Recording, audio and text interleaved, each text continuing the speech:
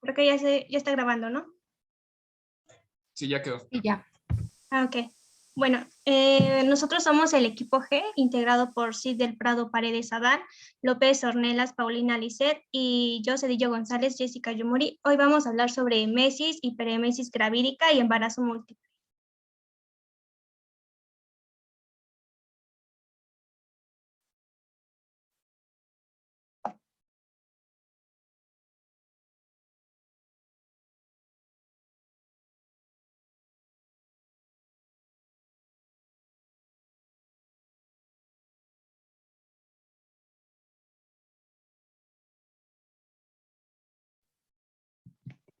Hola, diapositiva? todavía no puedo ver la pantalla, pero sí los escucho, los vamos viendo aquí. Ah, ok. Bueno, no sé si mis compañeros pueden ver, es que no quiere cambiarse. No, no podemos ver la siguiente diapositiva. Sí. Pero sí ya. Doctora, ¿está usted en la reunión en su teléfono? Sí, estoy en mi teléfono. ¿Ya le intentó mover como las pestañas para ver si sí le aparece la pantalla? Sí, solo veo a quienes están conectados. Y en la pantalla que comparten lo veo negro. Ah, ok. Entonces, básicamente ahí sería la cuestión del internet. Sí, yo creo que sí es el internet. Ahorita ya abrí su presentación, entonces aquí me voy a ir, viéndolo. Si ustedes sí lo pueden ver, todos sus compañeros, vayan dando el tema y aquí yo voy viendo con su presentación. Ah, ok. Ya pueden ver, ¿verdad? Sí, ya cambió. Bueno, vamos a comenzar definiendo emesis gravídica. Y bueno, estos son los vómitos y náuseas esporádicos, preferentemente matutinos, que van a molestar a la gestante, pero que no impiden su correcta alimentación. La emesis gravídica se va a dar en el primer trimestre de gestación y va a afectar de un 50 al 90% de los embarazos. Va a iniciar aproximadamente en la sexta semana de gestación y va a ir desapareciendo entre la 12 y 16 semana de gestación. En un pequeño porcentaje de 20% va a persistir tanto en el segundo como tercer trimestre.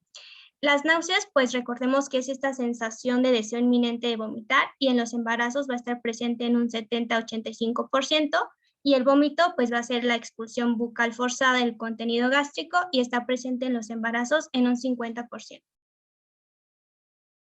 Ahora, dentro de la etiología de la emesis gravídica, pues pueden ser por factores hormonales como la gonadotropina coriónica humana, los estrógenos, algún déficit de la hormona adrenocorticotrópica hipofisiaria, por andrógenos, alguna alteración del pH gástrico o una infección por Helicobacter pylori. También hay algunos factores como psicógenos y sociales, que puede ser que sea una gestación no deseada, una personalidad inmadura o aquellas mujeres que son primíparas. Dentro del cuadro clínico de la emesis gravídica, tenemos que estas náuseas y vómitos, como ya lo mencioné, son de predominio matutino. Pueden ser a las 6 de la mañana y mediodía, casi siempre, pero pues en el transcurso del día van a ir desapareciendo.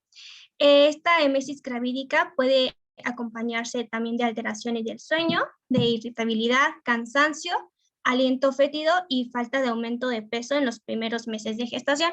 A pesar de todo esto, el estado general pues va a ser bueno y la exploración clínica es normal. Ahora, para el diagnóstico de emesis gravídica es importante saber si estos vómitos van a ser de causa gravídica o no, y asimismo poder diferenciar de una emesis simple del embarazo y una hiperemesis gravídica.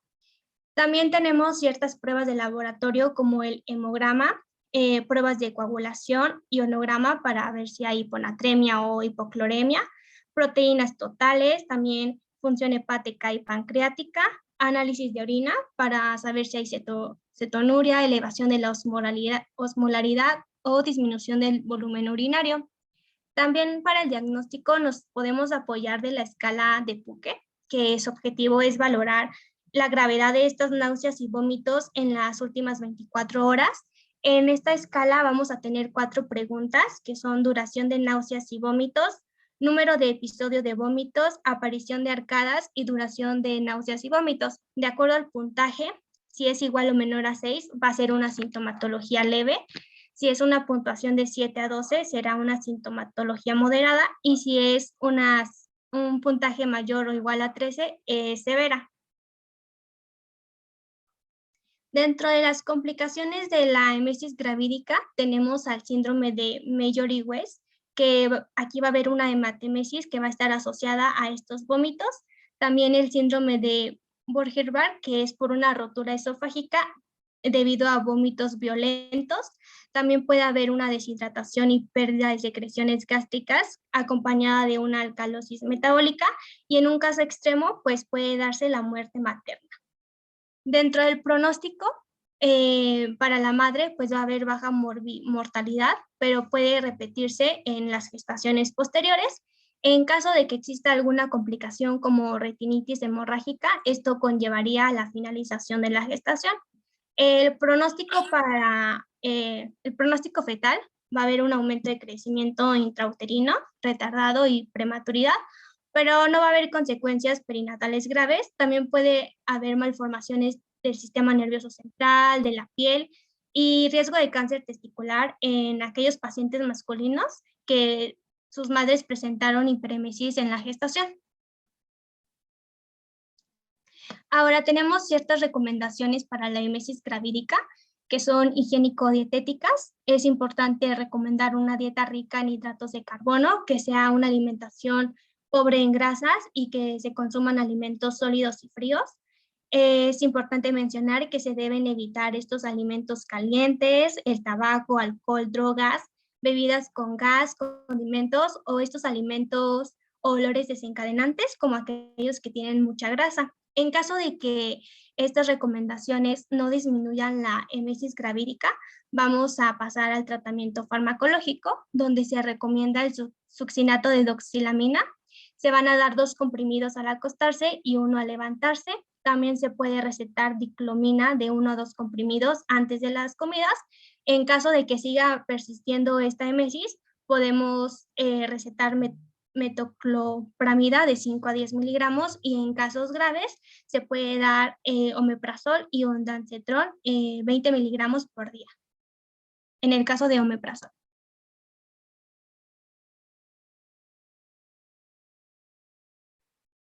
Buenas tardes. ¿Sí me escuchan bien? Sí, Sí, te escuchamos. Ok, gracias. Bueno, vamos a continuar con la exposición, ahora pasando al tema de hiperemesis gravídica, que es definida por la revista médica Sinergia en una publicación en el 2021 como una forma severa de náuseas y vómitos en el embarazo de manera persistente y descontrolada. También menciona que debe cumplir con ciertos criterios, entre ellos la presencia de más de 3 vómitos diarios, de cetonuria y de una pérdida de peso superior a los 3 kilos, o bien de mayor al 5% del peso inicial. Por otra parte, la revista de nutrición hospitalaria nos menciona que aunadas a estas 3 características, también se debe de considerar la deshidratación severa, el desgaste muscular y el desequilibrio hidroeléctrico para definir a una hiperemesis gravídica. ¿Me puedes dar la siguiente, por favor?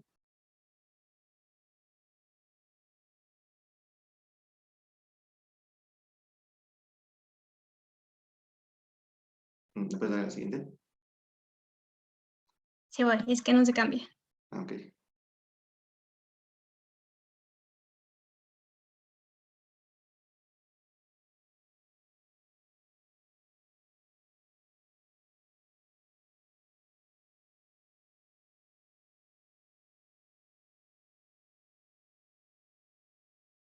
¿Es estada? Sí, gracias. Ahora, hablando un poco de la epidemiología de este padecimiento, pues vemos que se presenta en un 0.3 a un 3% de todos los embarazos y suelen presentarse entre la 9ª y la 20ª semana. Esto cambia un poco de acuerdo a la bibliografía que consulten, ya que había otras que mencionaban que solía presentarse entre la 4ª a la 8ª semana hasta la 16 y 19. Entonces varían un poco los datos, pero se siguen presentando a esta altura, principalmente en el primer trimestre. Este es más común en madres primíparas y jóvenes, específicamente menores a 24 años, no fumadoras con un índice de masa corporal bajo o bien que ya se encuentran en un grado de obesidad, más probable en gestación múltiple, en aquellas en las que su producto es femenino, como vamos a explicar más adelante, y que genera una causa de hospitalización del 1 al 5% de todas las embarazadas, con una probabilidad de recurrencia del 15 al 26%, esto en madres primíparas, y con una elevación de hasta el 10% en la etnia asiática o negra. ¿Me puedes dar la siguiente, por favor?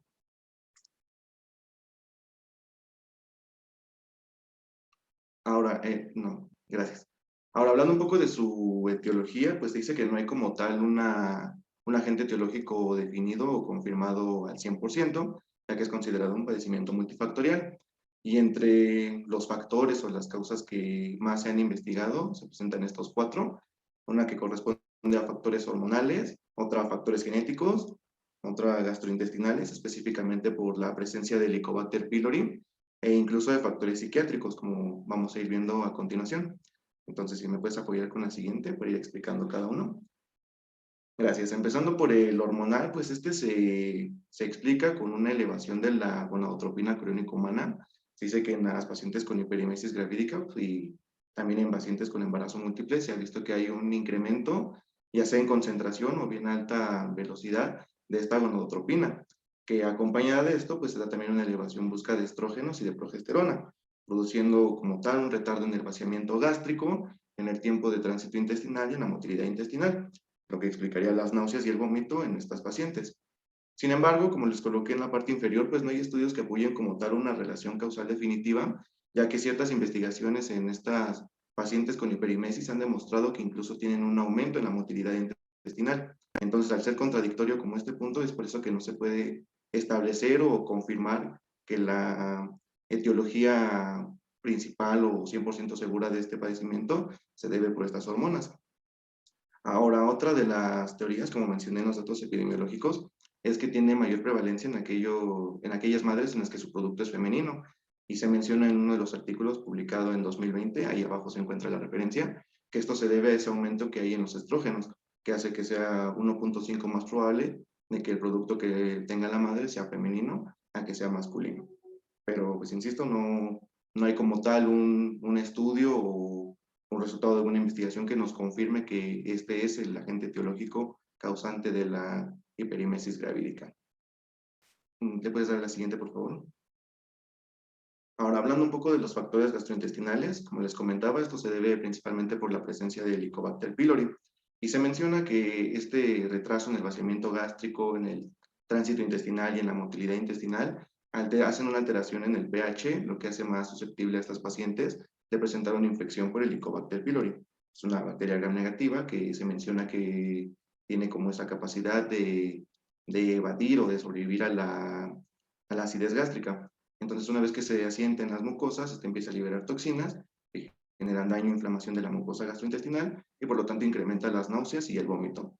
Sin embargo, tampoco, o sea, a pesar de que tiene una gran prevalencia de Helicobacter pylori en estas pacientes, no se ha demostrado al 100%, ya que en el 100% de los casos no se ha encontrado en su totalidad la presencia de esta bacteria, pero sí en un alto porcentaje que iba incluso del 65%, o había investigaciones que mencionaban hasta el 80% de la presencia de esta bacteria. Por lo tanto, se sigue teniendo como una hipótesis, más no como un agente etiológico 100% seguro. ¿Te puedes dar la siguiente, por favor? Ahora, hablando de los factores genéticos y psiquiátricos, empezando por el genético, este se atribuye a un estudio en 2018 realizado en California, en donde se demostraba la importancia de los antecedentes familiares para el desarrollo de hiperimesis gravídica. Este fue un estudio que consultó a 1,224 pacientes con hiperimesis, en donde se encontró que el 28% de ellas mencionaban que su madre también había referido tener este padecimiento, el 19% de ellas con su hermana y el 9% dos o más familiares, como era en el caso de las madres, hermanas, abuelas, hijas, tías, primas, etc. Y ahí les coloqué una imagen tomada directamente del artículo, que igual la referencia está ahí en la parte inferior, en donde los círculos que se presentan en azul son pacientes afectados y el que tiene una flecha del lado derecho es el paciente que está investigando. Entonces, viendo a la familia número 24, que es el que se encuentra hasta arriba, vemos que no solo la paciente presenta este padecimiento, sino también dos de sus hermanas e incluso una de sus sobrinas, una hija de su hermana. Por otra parte, la familia número 85, la que se encuentra abajo de esa imagen, vemos que ahí hay más una presencia lineal, en donde no solo la paciente lo presentó, sino también su mamá, su tía, sus sus abuelas e incluso sus bisabuelas. Entonces, esa también tuvo gran relevancia y forma parte del 9% que les coloqué ahí como resultado de esta investigación.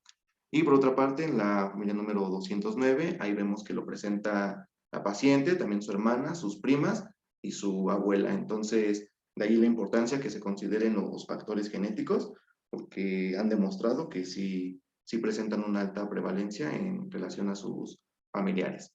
Igual la referencia está ahí abajo. Por otra parte, en el aspecto psiquiátrico, pues llamaba mucho mi atención que en las fuentes que consultaba mencionaban a la depresión y a la ansiedad principalmente como un posible agente etiológico de este padecimiento. Busqué el estudio y se trata de un estudio noruego publicado en 2017, en donde se investigó a 731 pacientes con hiperemesis gravídica. Sin embargo, aquí la importancia es que el resultado de estos fue que 2/3 de las mujeres con hiperemesis no tenía como tal antecedentes de depresión. Solamente el 1.2% de las pacientes con depresión habían desarrollado hiperemesis gravídica.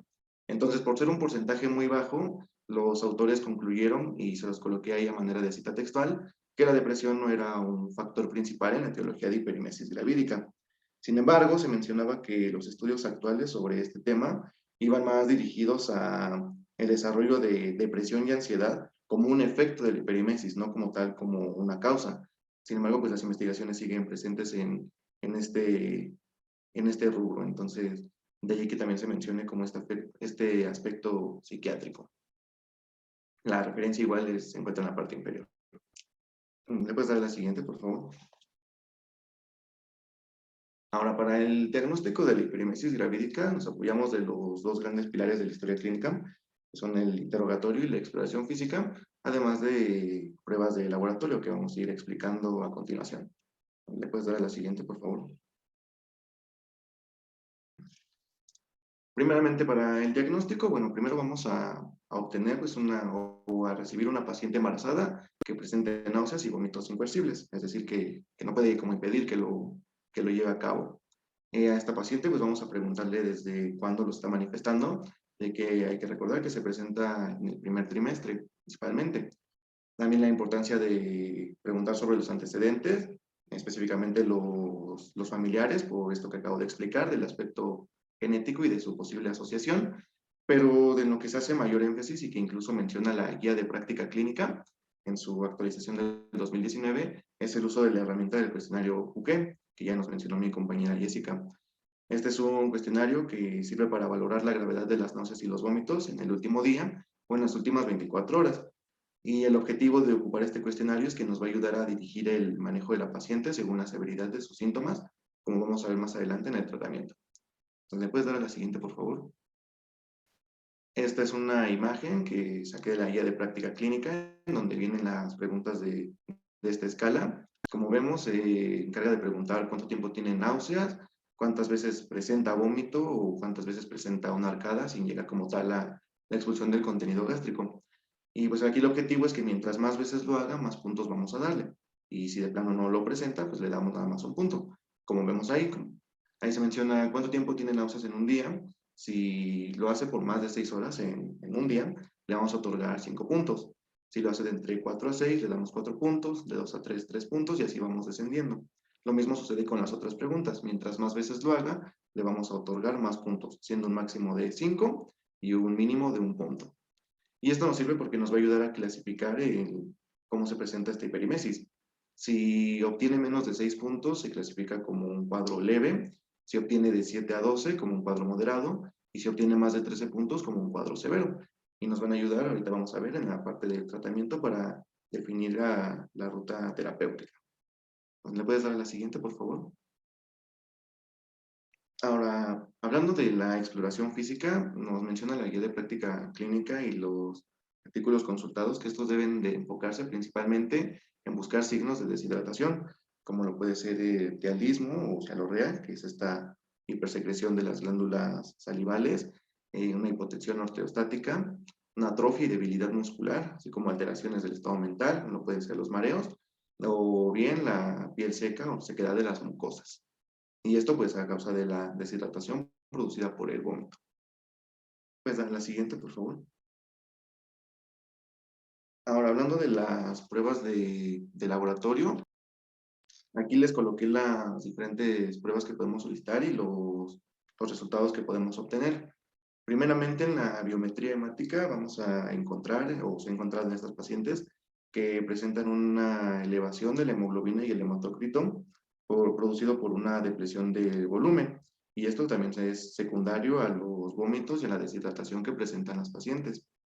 En el caso de las pruebas de función renal, se dice que estas se solicitan con la finalidad de descartar que la paciente esté cursando por una insuficiencia renal aguda. En el caso de los niveles de hormona estimulante de tiroides, de la TSH, en estas pacientes suele encontrarse una TSH disminuida y una T4 libre elevada. Esto producido por un hipertiroidismo transitorio que se explica por lo que nos habían mencionado ayer, por la similitud que tiene la gonadotropina coriónica con la TSH. Con respecto a las pruebas de función hepática, pues se menciona que estas se encuentran alteradas en un aproximado del 50 al 60% de estas pacientes, presentando una hiperbilirubinemia leve, un aumento de la fosfatasa alcalina y una elevación de las transaminasas, encontrándose más elevada la alanina aminotransferasa que la aspartato aminotransferasa. Y que esto se da producido por el mismo estado nauseoso prolongado, por los trastornos nutricionales y por el déficit en la ingesta de proteínas que pueden afectar al hepatocito y producir estas anomalías en excreción de bilirrubina. Ahora, con respecto a los electrolitos, pues las condiciones que podemos encontrar son principalmente una hiponatremia, la pérdida de sodio, una hipopotasemia y una hipocloremia, que de acuerdo al Balcells de estudios menciona que esto se da porque son los principales electrolitos que se pierden durante el vómito. Y por último, en el examen general de orina y vamos a encontrar que hay una cetonuria y esto nos habla de ya un estado de lipólisis que también se da como consecuencia de la deshidratación y de la desnutrición que sufren estas pacientes. ¿Puedes dar la siguiente, por favor? Aquí está el algoritmo que viene en la guía de práctica clínica. Es exactamente lo mismo que les acabo de mencionar, una paciente embarazada con náuseas y vómitos incoercibles, donde llevamos a cabo un interrogatorio, una exploración, nos apoyamos de la escala de Buche, tomamos las pruebas de laboratorio y si se confirma con una pérdida de peso, deshidratación y alteración en los electrolitos, se puede diagnosticar una hiperimesis gravídica. La siguiente, por favor. Ahora, hablando del tratamiento, como les mencionaba anteriormente, este lo podemos llevar a cabo gracias al cuestionario de Buche, en donde, pues dependiendo el nivel en el que se encuentre la paciente, va a ser la terapéutica que vamos a tomar. Si tenemos un puntaje de 6 o menor a 6, la corrección va a ser principalmente en cambios en la dieta y en el estilo de vida. Esto se va a lograr con una ingesta de pequeñas porciones y en mayor frecuencia de comida. En frecuencia se mencionaba que era un aproximado de 2 horas. Una dieta rica en proteínas y carbohidratos, así como eliminar comidas picantes o irritables. También un descanso adecuado, evitando ambientes de estrés y una ingesta de electrolitos entre comidas. Esto cuando es un cuadro leve. Si tenemos un cuadro moderado, es decir, que nuestra escala de Buche que se encuentre entre 7 y 12 puntos, se va a llevar a cabo con terapia complementaria y apoyo de tratamiento farmacológico. Iniciando con la terapia complementaria, los estudios consultados mencionan que las pacientes que consumen jengibre o que recurren a la acupuntura presentan menos síntomas de náuseas y de vómitos. Por eso se considera dentro de este manejo. Y ya hablando propiamente del tratamiento farmacológico, se dice que el tratamiento de primera elección o de primera línea es la piridoxina o vitamina B6, que puede ir acompañado o bien sola de la doxilamina, que esta se receta normalmente si el vómito persiste. El objetivo de estos medicamentos es que ayudan a reducir hasta un 70% las náuseas y los vómitos, pero que como efectos secundarios pueden producir somnolencia y cansancio. Ahora, si el vómito persiste, se recurre a otros medicamentos, como lo pueden ser la diphenhidramina, la metoclopramida, o bien el ondansetron, si este vómito persiste, ya que pues, estos ayudan a mejorar el tránsito intestinal y a reducir las náuseas y el vómito. Y leía que del ondansetron ayuda a reducir síntomas incluso a las 48 horas después de haber sido administrado. Y por último, ya si se trata de un cuadro severo, uno que obtenga más de 13 puntos en la escala de Puque, aquí ya se recurre a un tratamiento, una suplementación nutricional y una terapia un poco más agresiva, que se caracteriza ya por ser intrahospitalaria. Vamos a recurrir a estos tratamientos cuando no se responde a los manejos anteriores, o bien si la paciente continúa perdiendo peso o presentando signos de deshidratación. Empezando por el tratamiento inicial, vemos que se va a combinar el tratamiento farmacológico que mencioné anteriormente. Aquí ya se va a recurrir a una hidratación intravenosa y a una corrección de los trastornos electrolíticos que puedan presentarse. Hablando de la suplementación nutricional, aquí ya se evalúa si requiere vitaminas y, de ser así, recurrir a una infusión de tiamina o de vitamina B para evitar complicaciones, como lo vamos a ver en las siguientes diapositivas, o bien también de dextrosa administrada intravenoso. Y con respecto a las terapias agresivas, pues aquí se habla que ya se puede recurrir a una nutrición enteral, tratándose de alimentación por sonda nasogástrica, o bien parenteral, recurriendo a los catéteres venosos. Y el uso de corticosteroides se dice que pues sirven porque pueden ayudar a mejorar los síntomas en un tiempo aproximado de 3 horas, pero que deben evitarse antes de la 10ª semana, sino posterior a ella, para evitar malformaciones que puedan obtener el producto, como el labio leporino. Y esto, pues, como les mencionaba, se ocupa principalmente en cuadros severos. Y pues si se siguen en ese orden que les acabo de mencionar, mencionan los artículos que la paciente suele obtener un pronóstico bastante favorable. ¿Me puedes dar la siguiente, por favor? Esta es otra imagen que tomé del artículo que se encuentra ahí abajo, en donde igual son intervenciones principalmente dietéticas o del estilo de vida para evitar las náuseas y el vómito en estas pacientes, que bueno, va mucho de la mano con lo que acabo de mencionarles. Está comida frecuente, alimentos blandos, líquidos, no solo así como tal líquidos, sino también una forma un poco más física, como la gelatina. Carbohidratos fáciles de digerir, como el arroz, la papa, diversos cereales, evitar alimentos grasosos, comer pan tostado, evitar olores nocivos, usando técnicas de relajación, periodos de descanso y evitando movimientos bruscos. Una imagen igual tomada de uno de los artículos. La siguiente, por favor. Y ya hablando de las complicaciones, vemos que estas se pueden dividir en las complicaciones maternas y las fetales. En las maternas, pues está que presente náuseas y vómitos más graves, depresión postparto, una lesión esofágica a raíz del mismo vómito persistente, mielinolisis continua central, que es una destrucción de las vainas de mielina y que, por lo que investigué, se asocia principalmente a ese restablecimiento que se da muy rápido en las concentraciones de sodio en los pacientes con hiponatremia grave, hemorragia retiniana, y uno muy importante que es la encefalopatía de Wernicke, me parece que se pronuncia, que se produce por déficit de la vitamina B1 o de la tiamina. De allí que cuando les mencioné el tratamiento un poco más agresivo, mencionara la consideración de administrar tiamina. Y pues que esto es muy importante porque causa lesión neuronal y daño específicamente a nivel del tálamo y el hipotálamo. Y que si progresa puede llevar a un síndrome de Korsakoff, en donde de igual manera pues se considera como la fase crónica de la encefalopatía de Wernicke y también se da por ese déficit que hay en la tiamina. Por otra parte, en las complicaciones fetales, pues aquí tenemos que puede haber un parto prematuro inferior a las 37 semanas, que se asocia con tasas más altas en trastornos del espectro autista, malformaciones congénitas del sistema nervioso, bajo peso al nacer, inferior a los 2 kilos y 500 gramos, y una Apgar menor a 7 en los primeros 5 minutos. De igual manera, las referencias están en la parte inferior. Pues a la siguiente, por favor.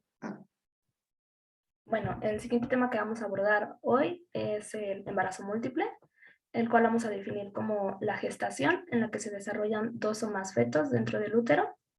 Siguiente, por favor. Su epidemiología es que en los últimos años en países desarrollados ha habido un aumento en su incidencia. Pasó de 1 por cada 100 nacidos a 1 por cada 70 nacidos. Presentó un aumento del 40% en la tasa de embarazos gemelares y un incremento de 3 a 4 veces en embarazos de alto orden fetal, que son los embarazos en donde se presentan 3 o más fetos, y este incremento se debió a la maternidad a edad más avanzada y a las técnicas de reproducción asistida. Además, actualmente, los nacimientos múltiples representan 3% de los recién nacidos. Siguiente, por favor. Más adelante les voy a explicar cómo la diferencia entre los disigóticos y los monocigóticos, pero ahorita es importante decir que los disigóticos son más frecuentes que los monocigóticos, y los primeros, su incidencia se relaciona con la etnia, herencia, edad materna, paridad y los tratamientos de fertilidad. Por el contrario, en los monocigóticos la incidencia es relativamente constante en todo el mundo y se presentan aproximadamente en 1 por cada 250 nacimientos. Siguiente, por favor. Ese es un esquema de la guía de práctica clínica que nos dice cómo lo podemos clasificar en embarazo múltiple de acuerdo a 4 criterios: su cigosidad, corionicidad, apniosidad y el tipo de concepción. En la cigosidad va a ser el número de cigotos presentes. ¿Puedes darle a la siguiente, por favor? Aquí se os voy a explicar como separado. En los monocigóticos también los podemos conocer como gemelos idénticos. Estos representan el 25% de los embarazos gemelares y va a ser el producto de la fecundación de un solo ovocito que posteriormente se va a dividir en 2. Del lado izquierdo tenemos los disigóticos o los mellizos, que representan el 75% de los embarazos gemelares, y este va a ser el producto de 2 ovocitos fecundados. Siempre van a resultar como bicoriales biamnióticos, y ahorita también les voy a explicar eso. ¿Puedes regresar a la anterior, por favor? Bueno, su corión. Para que no se vayan confundiendo y lo vean más sencillo, porque la cigosidad, corionicidad, amnionicidad, tipo de concepción. Recuerden nada más las raíces latinas de la palabra, ¿no? Cigosidad o homocigoto, heterocigoto, nos está hablando del huevo obviamente del óvulo. Corionicidad nos está hablando del corión, de la placenta. Amnionicidad del amnios, ¿no? De cuántas bolsas amnióticas hay. Más o menos así para que se vaya entendiendo. Mono, 1, bi, 2, tri, pues 3, ¿no? Exacto. Adelante. Sí, como dijo la doctora, corión, pues nada más le vamos a agregar el mono, 1, bi, 2, tri, 3. Y del tipo de concepción, que es la forma en la que se realizó, puede ser espontánea o por técnicas de reproducción asistida. Siguiente, por favor. Siguiente de nuevo. Respecto a su corionicidad, podemos determinar que es bicorial biamniótico, que como digo la doctora, pueden ser 2 corions, 2 amnios; monocorial biamniótico, que son 2 amnios y un único corión; monocorial monoamniótico es un amnios y un corión; y los gemelos unidos van a ser igual monocoriales y monoamnióticos, pero son los que conocemos como siameses. Se los voy a explicar en otro esquema. El siguiente, por favor.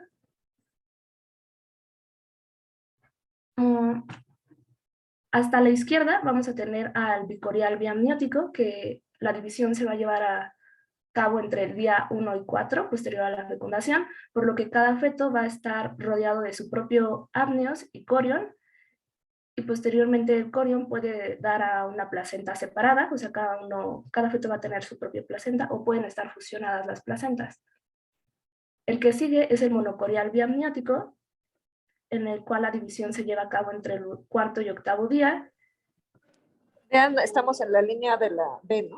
La B, en la línea B, sí. Entonces, en la columna B, pues en la A tenemos 2 huevos, y pues obviamente cada huevo va a tener su placenta. Aunque al final se puedan fusionar, pero cada uno tiene su placenta, y estos son los que no son gemelos idénticos, o sea, son diferentes, incluso pueden ser niño y niña, ¿no? ¿Por qué? Porque sí, cada uno viene de su óvulo y de su esperma. Y ahora sí, en la columna de las Bs, ya continúa, doctora. En la columna de las Bs están los monocorial biamniótico, donde cada feto estará rodeado de un amnios, pero solamente van a tener una placenta para los dos. Y en la columna de la C van a estar los monoamnióticos monocoriales, que van a representar... ¿Va a decir algo, doctora? Sí, nada más es hacer hincapié en la columna de las Bs, si se fijan, tiene 2 amnios, o sea, 2 bolsas amnióticas. Una sola placenta, pero cada uno tiene su bolsa amniótica. Ajá, vean hasta abajo. Ahora sí, en la columna de las Cs, sí, síguele. Ahí van a compartir tanto la placenta como el saco amniótico, porque se va a llevar la división a cabo entre el día 8 y 12, y esto va a representar el 1% de las gestaciones monocigóticas. Y en la última columna, que es la D, la división se va a llevar a partir del día 13, por lo que va a ser incompleta y va a provocar el desarrollo de los gemelos siameses. E igual van a compartir el saco amniótico y la placenta. Esta diapositiva es la más importante de tu exposición porque justo nos habla de la fisiopatología, cómo se dan los embarazos, ¿no? Entonces, como ven, como les comentó su compañera, entre más tardía se lleve esta división, pues más riesgo es de que los bebés nazcan incluso fusionados, ¿no? Los bebés siameses. Por eso es la importancia de hacer la detección. ¿Qué tipo de embarazo es? ¿Monocorial o bicorial? Sí, sí, adelante. Bueno, regresaré tantito. Como estadística, los gemelos siameses unidos se observan aproximadamente en 1 de cada 70,000 partos y se asocia a una mortalidad de hasta el 50%. Ahora sí, siguiente, por favor. Los factores de riesgo. En el grupo étnico encontré que las mujeres de etnia negra tienen mayor predisposición a los embarazos múltiples y al contrario, las mujeres hispanas y asiáticas tienen tasas más bajas. La edad materna avanzada también es un factor de riesgo, predisposición familiar. Las mujeres gemelas tienen 2 veces más gemelos que la población general. La paridad, hay una correlación positiva entre la multiparidad y la gestación múltiple. En el caso de la obesidad, hay una tasa de 25 a 30% mayor en las personas obesas que en las mujeres normopesas. Y las técnicas de reproducción asistida, porque hasta en el 24% de las fertilizaciones in vitro van a provocar embarazos múltiples. Y el factor común que va a vincular la etnia, edad, el peso y la fertilidad con la gestación múltiple es el aumento de los niveles de la hormona folículo estimulante, que como sabemos es una gonadotropina que estimula el desarrollo y maduración del folículo ovárico. Siguiente, por favor. Diagnóstico. En la parte clínica va a ser importante que realicemos la medición de la altura del fondo del útero, la cual se lleva a cabo del borde superior de la sínfisis del pubis hasta la parte superior del útero. Y en estos casos la vamos a encontrar mayor, o sea, va a tener un tamaño muchísimo mayor del que se espera de acuerdo a la edad gestacional calculada. También en la palpación de 2 o más partes fetales. Y con ayuda del ultrasonido Doppler podemos detectar 2 latidos fetales o más. Siguiente, por favor. La ecografía es la que nos va a ayudar a diagnosticar la mayoría de los embarazos múltiples.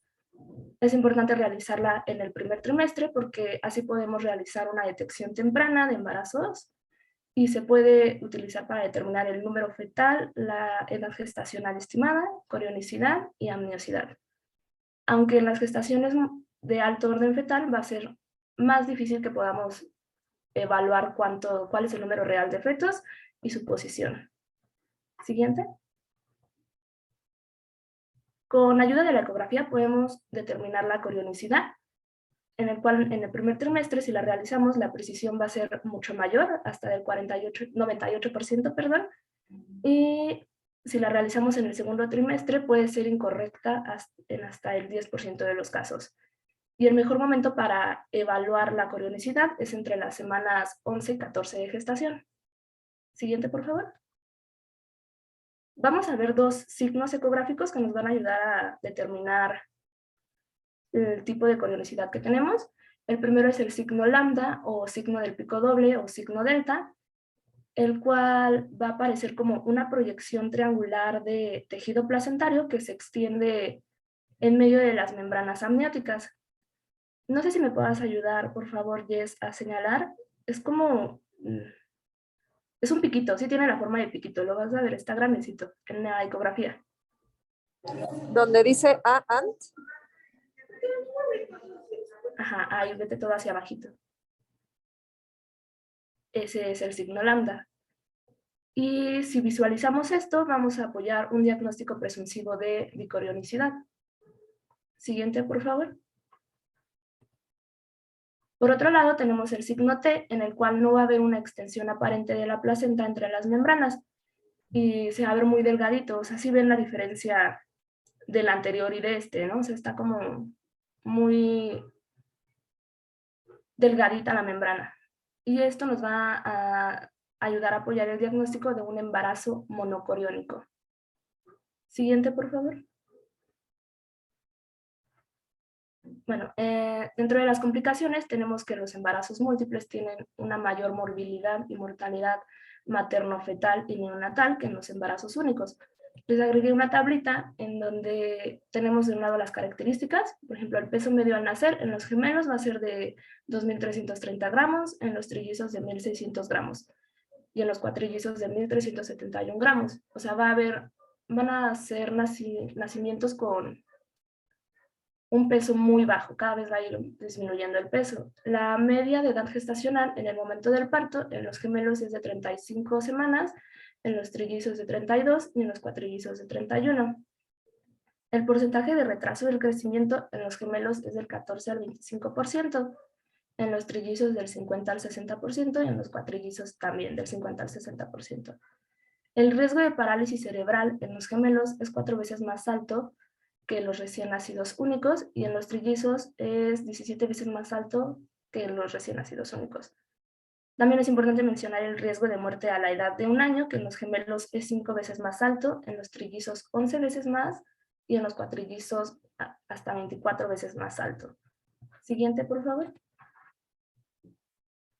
También vamos a encontrar el aborto espontáneo, que es la interrupción involuntaria del embarazo antes de que el feto cumpla las 20 semanas de gestación o que el producto nazca, bueno, el producto tenga un peso menor a 500 gramos. Los embarazos monocoriónicos tienen un riesgo muchísimo mayor que los bicoriónicos. Malformaciones congénitas, el 73% de los gemelos tienen un riesgo del 73% mayor de riesgo de cardiopatías congénitas. Siguiente, por favor. También vamos a encontrar bajo peso al nacer, como ya vimos, dependiendo del número de fetos va a ir disminuyendo. Y esto se debe al crecimiento fetal restringido y al parto prematuro. También en los embarazos monocoriónicos, las anastomosis vasculares dentro de la placenta pueden causar que haya una distribución desigual de nutrientes y de oxígeno, y por lo tanto esto afectaría al crecimiento del feto. La hipertensión, tenemos que el riesgo de preeclampsia en mujeres con embarazo gemelar es 3 veces mayor y en embarazo triple es hasta 9 veces más. Además de que si se presenta, va a desarrollarse antes y con un comportamiento muchísimo más severo. El parto prematuro es la principal complicación, ya que ocurre en hasta el 60% de los embarazos múltiples y es la causa más importante de morbilidad. Siguiente, por favor. Ahora, las complicaciones en la gestación monocorial. Ya les había mencionado que estas van a representar el 1% de las gestaciones monocigóticas y amnióticas, pero también tenemos que los gemelos biamnióticos se pueden volver monoamnióticos si la membrana divisoria se rompe espontánea o iatrogénicamente. Después de las 20 semanas de gestación, la tasa de mortalidad perinatal para los embarazos monoamnióticos se aproxima al 15%. Y esto se atribuye a los partos prematuros, las anomalías congénitas, el síndrome de transfusión gemelo-gemelo, que ahorita más adelante lo vamos a mencionar, y al enredo del cordón umbilical. El enredo del cordón umbilical se presenta en hasta el 70% de los gemelos monoamnióticos y puede provocar la muerte fetal. Siguiente, por favor. Retraso selectivo del crecimiento intrauterino. Los embarazos múltiples monocoriales van a requerir muchísima mayor vigilancia porque se puede presentar esta anomalía, ¿no? La que vamos a definir como la presencia de un peso fetal estimado inferior al percentil 10 en uno de los fetos o como una reducción del 15 al 25% del peso fetal calculado del feto menor en comparación con el feto mayor. Y se va a presentar en el 10% de las gestaciones monocoriales. Esto se puede producir por un reparto inequitativo de la placenta entre los fetos, lo que va a condicionar insuficiencia placentaria para uno de ellos, o una anomalía en la inserción placentaria del feto con crecimiento anormal. Siguiente, por favor.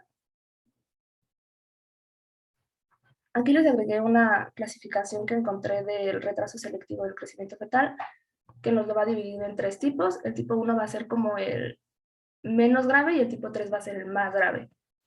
En el tipo 1 tenemos que la morfología Doppler de la arteria umbilical en el feto pequeño va a tener un flujo diastólico, el pronóstico va a ser bueno, el tratamiento va a ser expectante y el riesgo de muerte del feto va a ser casi nulo. En el tipo 2, el flujo va a ser diastólico ausente o reverso y va a tener un pronóstico malo, aunque podríamos, lo podríamos prevenir, podríamos ver cómo va a ser, si va a resultar mal, y el tratamiento va a depender de acuerdo a su edad gestacional y el riesgo de muerte del feto va a ser del 2.5%. Y el tipo 3, el flujo diastólico va a estar ausente o reverso y el pronóstico no lo vamos a predecir y el riesgo de muerte del feto pequeño va a ser del 16%.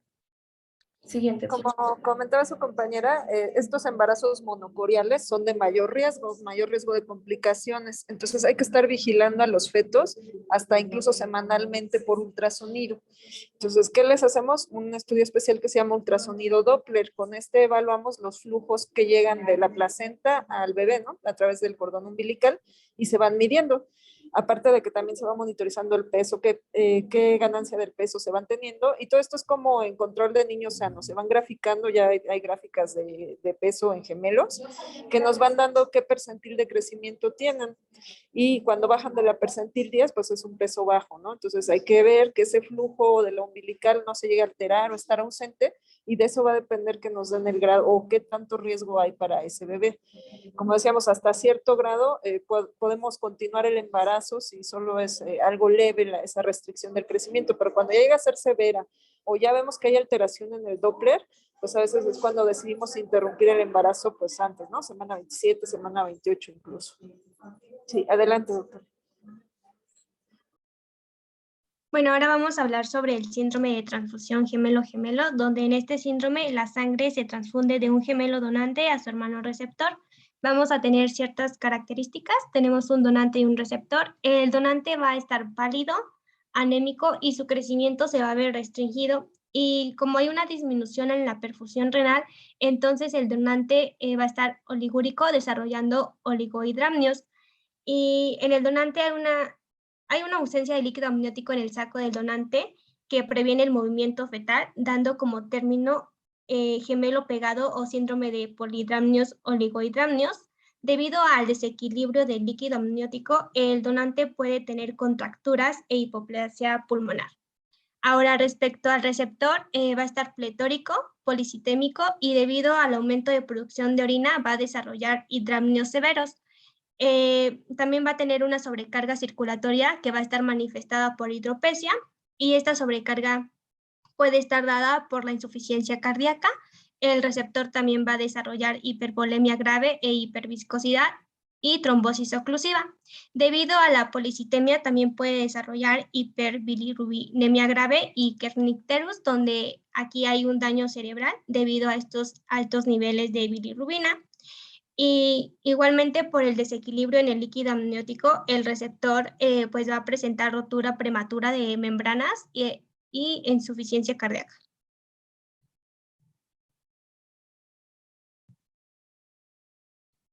Ahora, el síndrome de transfusión gemelo-gemelo crónico es el resultado del flujo unidireccional a través de anastomosis arteriovenosas profundas, donde la sangre desoxigenada de una arteria placentaria del donante se va a bombear a un cotiledón compartido por el receptor.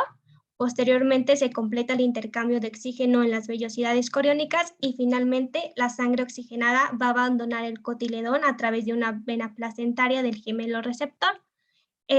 Los síndromes de transfusión gemelo-gemelo clínicamente importantes con frecuencia van a ser crónicos y van a resultar de estas diferencias en el volumen vascular entre los gemelos. Ahora, en esta imagen podemos ver la ecografía en la etapa 1 del síndrome de transfusión gemelo-gemelo en la semana 19 de gestación. En la imagen A podemos ver el oligohidramnios en el saco gemelar del donante, hace que la membrana se enrolle esencialmente alrededor del gemelo atascado y lo suspenda en la pared uterina anterior. En esta imagen. En la imagen B, se observa hidramnios en el saco gemelar receptor. El bolsillo medio va a superar los 10 centímetros. Y por último, en la imagen C, el síndrome de transfusión gemelo-gemelo en el estadio 2 en un gemelo donante a la semana 17 de gestación. El Doppler color resalta las arterias que delinean la vejiga fetal que no contiene orina. Ahora, el síndrome de transfusión gemelo-gemelo se va a diagnosticar por 2 criterios ecográficos. En primer lugar, por el embarazo diamniónico monocoriónico y en segundo lugar por hidramnios, donde el bolsillo vertical va a ser más grande, mayor a 8 centímetros en un saco, y oligohidramnios, donde el bolsillo vertical va a ser más grande, menor a 2 centímetros en el otro gemelo. Se dice que el 15% de los embarazos que están complicados por un grado menor de desequilibrio de líquidos van a progresar al síndrome de transfusión gemelo-gemelo. Por lo tanto, se recomienda esta vigilancia ecográfica de los embarazos que tienen riesgo de desarrollar este síndrome. También vamos a tener el sistema de estratificación de Quintero con la clasificación del síndrome de transfusión gemelo-gemelo, donde abarca 5 etapas. En la etapa 1 vamos a encontrar volúmenes de líquido amniótico discordantes. La orina va a ser visible ecográficamente dentro de la vejiga del gemelo donante. En la etapa 2 están presentes los criterios de la etapa 1, pero la orina no va a ser visible dentro de la vejiga del donante. En la etapa 3 vamos a tener los criterios de la etapa 2 y también estudios Doppler anormales tanto de la arteria umbilical como la vena umbilical y el conducto venoso. En la etapa 4 va a haber ascitis o hidropesia franca en ambos gemelos y por último en la etapa 5 puede estar la muerte de cualquiera de los dos fetos. Ahora, para el pronóstico y manejo, tenemos que, de acuerdo al pronóstico, se basa en la etapa de Quintero y el pronóstico para las gestaciones múltiples complicadas por el síndrome de transfusión gemelo-gemelo va a estar relacionado con la edad gestacional. 3/4 de los casos de la etapa 1 van a permanecer estables o regresan sin alguna intervención, pero aquellos casos que están en etapa 3 o superior, pues van a ser mucho peores y va a haber una tasa de pérdida perinatal de un 70 a un 100% sin intervención. Hay ciertas terapias para el síndrome de transfusión gemelo-gemelo, como la amniorreducción, que aquí se va a describir el drenaje con aguja del exceso de líquido amniótico. También está el feticidio selectivo y la ablación con láser de las anastomosis placentarias vasculares.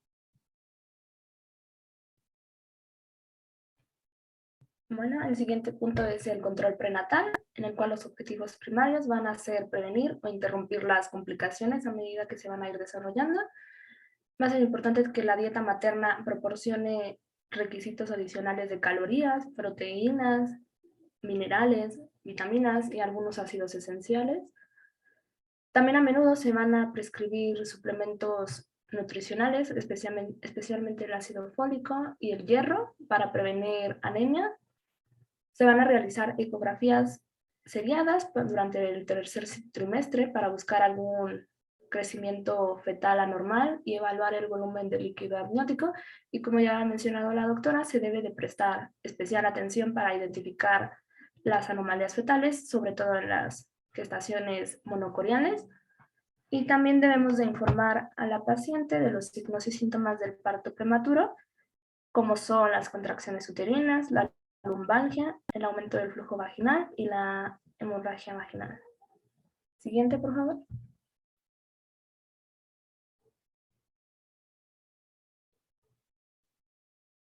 Bueno, con eso terminaremos nuestra exposición. No sé si tengan alguna duda. La doctora quiere agregar algo. Por mi parte, no. Todo bien. Como hay pocos participantes, si tienen alguna duda para que hagan extenso también a sus compañeros, igual lo podemos resolver por chat. Creo que la mayoría del doctor ya les pasó mi número de teléfono, entonces me pueden mandar un mensaje de WhatsApp y lo podemos ir checando, ¿no? Aquí lo más importante para el embarazo gemelar, como decíamos, es hacer énfasis en los embarazos monocoriales. ¿Por qué? Porque tienen mayor riesgo de complicaciones fetales. Ambos tienen riesgo de complicación materna, como decíamos, preeclampsia, diabetes, incluso hiperemesis. ¿Por qué? Porque obviamente al tener dos placentas, pues los efectos, todas las hormonas que se liberan, incluso la gonadotropina coriónica, pues se encuentra en mayor nivel que en un embarazo único. Entonces, nada más hacer hincapié en eso. Y pues en la paciente con embarazo gemelar desde el inicio, determinar la corionicidad, eso es lo más importante ya como decíamos, porque de ahí vamos a partir. Sí, puede ser un embarazo que nada más vigilemos como un embarazo único, aunque sea gemelar, si son bicoriales biamnióticos, o si tenemos que hacer una vigilancia incluso semanal del feto en aquellos, como dijimos, monocoriales. Pues si no hay más dudas, pues damos por terminada la clase y de todas maneras, pues igual pendiente de cualquier comentario, duda, a través de WhatsApp. Sí, muchas gracias, doctora. Gracias, Muchas doctora. gracias, doctora. ¿De qué? Nos Gracias, vemos. doctora. Hasta luego. Hasta luego, buen día. Saludos, doctora. Adiós.